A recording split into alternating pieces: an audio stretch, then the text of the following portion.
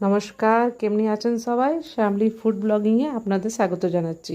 আজকে শুক্রবার, সকাল এখন 8:50 হচ্ছে। আমি অফিসে বেরাবো।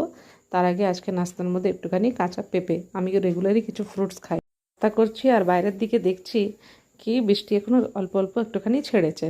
তারপর অফিসে পৌঁছে গেছি, সকাল 9:10 হচ্ছে, লগ ইন করতে শুরু। তারপরে অফিসের পুজোটাও আমিই করি, রোজ একটুখানি ধূপকাঠি দেখাই, একটা গণেশ ঠাকুরকে একটা মালা পরাই। তারপরে এখানে এখন সকালবেলায় 10:30 বাজছে। এখানে একটু স্ন্যাক্স নিয়ে গেছিলাম, আজ নাস্তা করিনি। তার সাথে আমার এসে গেছে র চা। আমি লাল চাই খাই, দুধ চা প্রেফার করি না। দুধ চা বাস একবার বিকালে আমার মায়ের সাথেই খাই। বাকি দিনভর অফিসে একটু চা খেতে ইচ্ছা করে, তো লাল চাটাই প্রেফার করি। তারপরে এখানে চা খেতে খেতে হয়ে গেল, আমি কাজের দিকে লেগে গেলাম। আজকে কাজগুলো খুব বেশি ইম্পর্ট্যান্ট ছিল, কেন কালকে আমি ছুটি নিয়েছিলাম তার জন্যে। এবার হয়ে গেছে লাঞ্চ টাইম। লাঞ্চে ছিল আজকে ডাল, ভাত, আলু ভাজা, আর তার সাথে ফুলকপি মাখা মাখা তরকারি। ওটা রেকর্ড করা হয়নি, কেন খেতে বসে মোবাইল চালাচ্ছিলাম।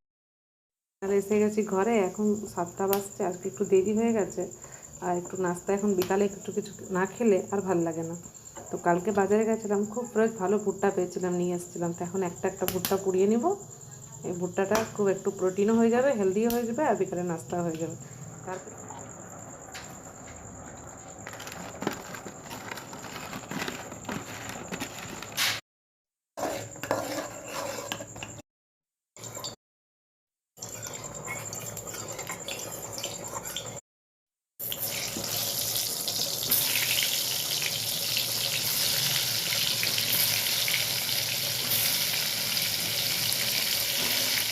ভাবছিলাম কী বানাবো রাত্রিরে আজকে খাবারে, তখন মনে এলো আজকে শনিবার, একটু আজকে খিচুড়ি বানালাম। একটু খিচুড়িটা আলাদা ধরনের, খিচুড়িটা রান্না হয়ে গেছে।